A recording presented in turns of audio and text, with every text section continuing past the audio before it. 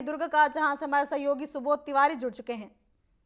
जी सुबोध, ऐसी जी। कौन कौन सी खबरें हैं जो सुर्खियों पर है? इसके साथ ही मौसम को लेकर क्या कुछ अपडेट है, और जैसा कि आज से सावन शुरू हो चुका है, उसको लेकर क्या अपडेट है? देखिए, जैसा कि आज से सावन सोमवार की शुरुआत हो गई है।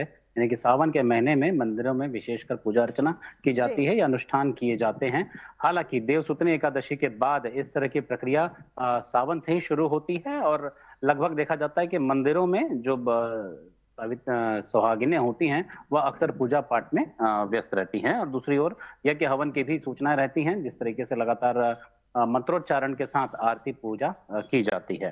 वहीं रही बात बारिश को लेकर, तो एक बारिश को लेकर बड़ा अपडेट है दुर्ग जिले की शिवनाथ नदी को लेकर कि मूसलाधार बारिश ने पिछले 57 सालों का रिकॉर्ड तोड़ दिया है। पिछले वर्ष की लगातार वर्षों की अपेक्षा इस वर्ष 10 मिलीमीटर बारिश ज्यादा होना बताया जा रहा है। लगभग 325.9 मिलीमीटर बारिश जो है वह इस बार सबसे ज्यादा हुआ है। और वहीं अगर बात करें दुर्ग जिले को लेकर, तो यहाँ 32 गांव के खेतों में पानी भर गया है।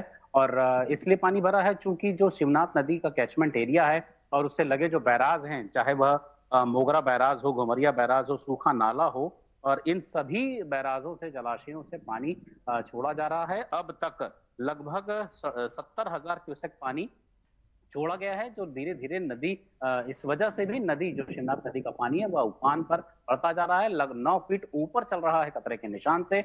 और वहीं जहां तक बात करें इंटक वेल की, तो जहां बारिश के जी। बावजूद लोगों के घरों तक पानी नहीं पहुंच रहा, तो उसका सबसे बड़ा कारण जो इंटक वेल है उसकी उसके आसपास भारी मात्रा में, बड़ी मात्रा में जलकुंभियों का आ जाना और कचरे का हो जाना बताया जा रहा है कि जो पानी छानने की जाली होती है वहां से बड़ी मात्रा में वहां जलकुंभी फंस गई है, कचरे फंस गए हैं। अब उसे साफ किए जाने की कोशिश की जा रही है। और यह बताया जा रहा है कि दुर्ग महापौर इसे लेकर काफी गंभीर हैं। अब जो नदी किनारे इंटकवेल बनाए गए हैं, वही अब नदी के बीच में इंटकवेल बनाने की योजना पर चर्चा चल रही है। हो सकता है आने जी। वाले समय में इसे अमली जामा भी पहनाया जाए, ताकि समय पर लोगों के घरों में बारिश के मौसम में जो नलों में पानी नहीं पहुंचता, वह पानी भी कम से कम पहुंचे। और अगर नगर निगम के शहरी क्षेत्रों की बात करें, तो नालों पे अवैध कब्जों की वजह से जो पानी है, बारिश का पानी है, वह काफी ज्यादा बड़ी मात्रा, बड़ी तेज गति से आता है, तो पूरे मोहल्लों में घुस जाता है, लोगों के घरों तक घुस जाता है। तो ऐसे अवैध निर्माणों पर भी अब अगर लगाम कसने की जरूरत महसूस की जा रही है। और नगर पालिका निगम हो, दुर्ग हो या भिलाई हो या अन्य परिषद हो, तो वहां पर जी। जितने भी नाले और नहरों पर अवैध कब्जे दिखाई दे रहे हैं, उन्हें तोड़ने की कवायद अब की जाएगी, ऐसा महसूस हो रहा है। लेकिन अगर लगातार पिछले कई वर्षों के बारे में बात करें, तो ये अवैध कब्जे आज कल के नहीं हैं, वे पिछले पुराने कई वर्षों से बने हैं। और इस पर क्यों ग्रीष्म ऋतु में या शीत ऋतु में ही निगमों के द्वारा कोई कार्रवाई नहीं की जाती है, ये बड़ा सवाल है।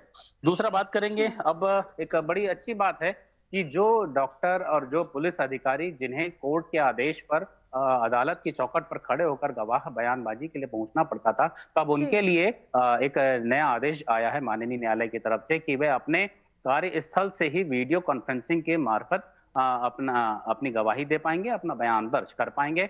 ऐसा करने से जो समय लगता है कोर्ट के कार्यवाही में, वह समय नहीं लगेगा और तत्काल चीजों पर जो फैसले हैं, जो मामले हैं, उसके फैसले बहुत जल्द हुआ करेंगे। इसके लिए अब तमाम तरह की व्यवस्थाएं की जाएंगी। अलग से कमरा जो वीडियो कॉन्फ्रेंसिंग के लिए रहता है, वहां पर हाईटेक रिजोल्यूशन वाले हाई रिजोल्यूशन कैमरे लगेंगे।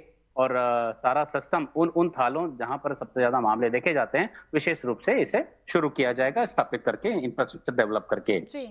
वहीं बात करेंगे धमधा के बारे में। धमधा विकासखंड जो है, वहां पर बस स्टैंड में जो अछोली में शराब दुकान खोलने के लिए निविदा आमंत्रित की गई है, उसे लेकर किसान संगठन ने मोर्चा खोल दिया है। विरोध स्वरूप उनका कहना है कि लगभग जो बस स्टैंड है, वहां पर 27 से 28 गांव जुड़ा हुआ है। वहां के युवा नशे के गिरफ्त में आ सकते हैं। इस कारण इस शराब दुकान को यहाँ से न खोला जाए या अन्यत्र कहीं दूसरी जगह स्थापित किया जाए, जो जनशून्य इलाका हो, गांव से काफी दूर हो और लोगों की पहुंच से ऐसे नशे की सामग्रियों की दूरी सबसे ज्यादा हो। कमलेश्वरी जी।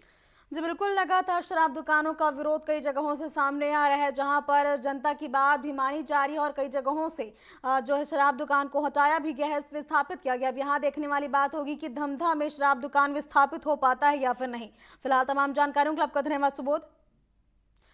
और यह हमारे सहयोगी सुबोध तिवारी जिन्होंने बताया कि कई ऐसी खबरें जो सुर्खियों पर है। और आपको बता दें कि एक बार फिर से जो है धमधा के क्षेत्र से दो शराब दुकान की विरोध की खबर सामने आई। और आपको बता दें कि कई जगहों पर नए शराब दुकानों की स्थापना की जा रही है और इसी के तहत कई ऐसी जगहें हैं जहां पर शराब दुकान का विरोध आम जनता कर रही है। उनका कहना है कि इससे जो क्षेत्र के युवा है वो खासकर प्रभावित होंगे और नशे को काफी ज्यादा बढ़ावा मिलेगा। इसके लिए लगातार क्षेत्र के जनप्रतिनिधि और रहवासी इसका विरोध कर रहे हैं। अब धमधा में की बात करें तो वहां भी इसका विरोध करने की तैयारी है। अब देखने वाली बात होगी कि वहां से इसको शराब दुकान को हटाया जाता है या फिर नहीं।